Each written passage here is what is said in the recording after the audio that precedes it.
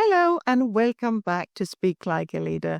In our last lesson, we tackled some of the most common sentence structure mistakes that confuse even my best students. Today, we are going to dive deeper and explore 5 more sentence structure mistakes that might be holding you back from sounding polished and professional. And just a heads up, for some of these mistakes, you can learn even more if you like, since I've actually created full-length videos dedicated just for these topics. So be sure to check them out. Are you ready to jump into mistake number 1? Here we go. Mistake number 1 is all about conditional sentences and how many people misuse them. Let me remind you that conditional sentences are those if sentences, which are very essential when you're talking about your plans or risks or possibilities. Like, if I finish the report, I will send it to you. Look at how the word if is in the first part of the sentence and the word will is in the second part. Also, look at the verb that follows if. It is in the simple present form, and this indicates that we're looking at the first conditional, which follows a very specific rule. If plus present simple in the first part of the sentence and will in the second part of the sentence. Some people confuse the structure of the sentence, and they may put if and will together in the first part of the sentence like this. If I will finish the report, I will send it to you. This is obviously wrong since it doesn't follow the rule for the first conditional. Now, as we build the first conditional, you can also construct the second and third conditional. Let's first check out the rules, and then what we can do is we can look at some examples. The second conditional starts with if plus the verb in the past simple, and then would in the second part of the sentence. So, if I finish the report, I would send it to you. And the third conditional starts with if plus the verb in the past perfect, and then would have done something in the second part of the sentence. So, if I had finished the report, I would have sent it to you. The mistake that most people make here is confuse which tense is used with which conditional form. So why don't I give you some examples and you can try to find where the mistake lies. Shall we do that? Okay, example number 1. If we had more time, we can finish the project. Here the person is confusing the first with the second conditional form. So you would need to either turn it to the first conditional and say, if we have more time, we can finish the project, or go to the second conditional and say, if we had more time, we could finish the project. Here's one more example. If she would work harder, she will achieve her goals. Why is this incorrect? Because would work is unnecessary in the if part of the sentence. It should be, if she worked harder, she would achieve her goals. Is everything clear so far? If you would like to learn more about conditional sentences, I have a full-length video dedicated to conditionals where you can go even deeper in this topic. So check out this video when you can. Now, let's move on to mistake number 2 and the overuse of the passive voice. Now, it's not wrong to use the passive voice, but too much of it can make your writing or your speech sound indirect and a little bit lifeless, if I'm honest. For example, if you say, the project was completed by the team, it would sound a bit off. But why does it feel off? Because the passive structure makes the sentence sound distant and indirect. Try flipping it to the active voice and say, the team completed the project, which places the focus on the subject, making the sentence clearer and of course more engaging. Here's another example.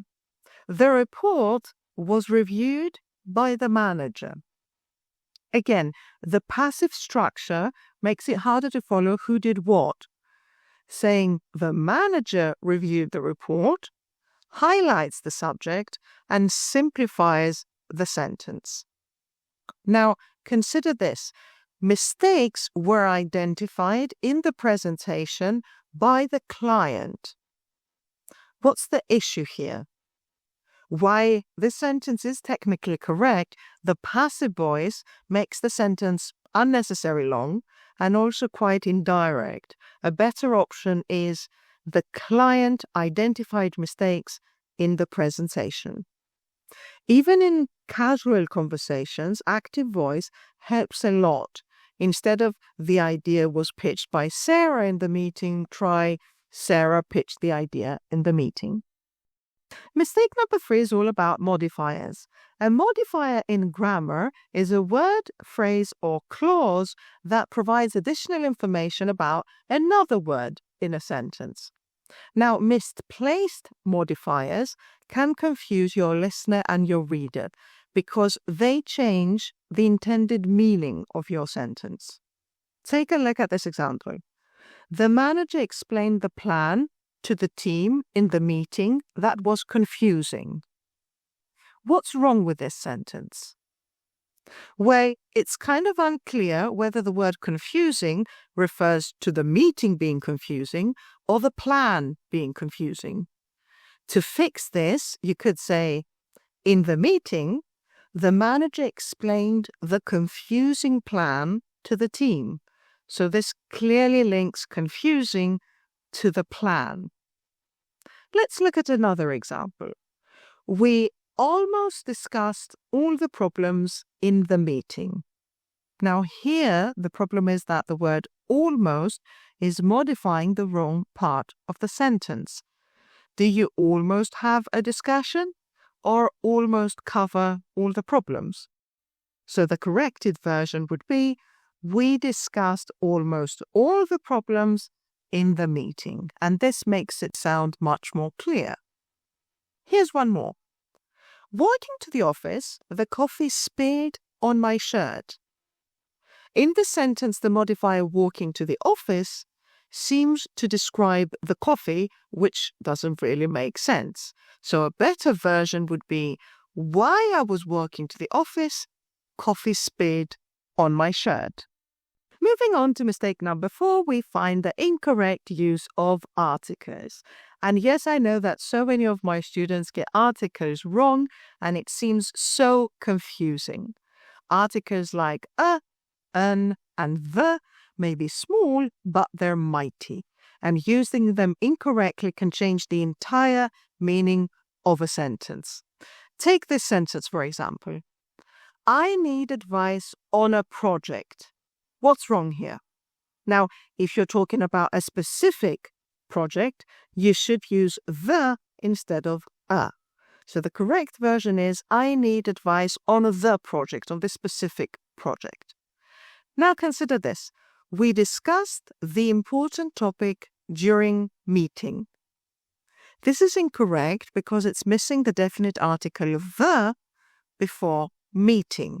So the correct sentence is, we discussed the important topic, the specific topic, during the meeting, the specific meeting. Finally, here's another common mistake.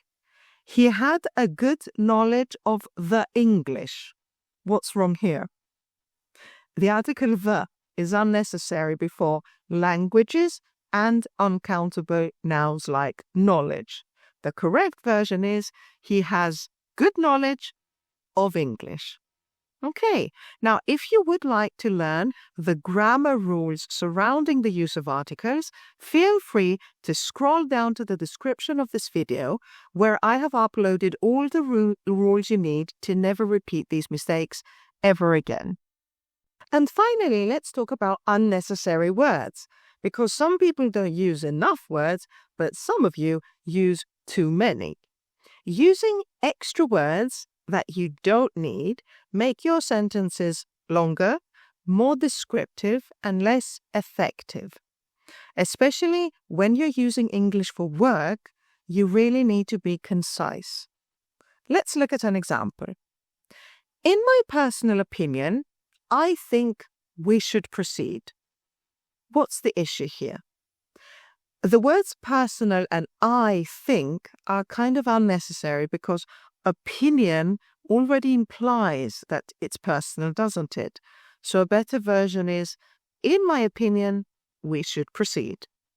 Here's another one.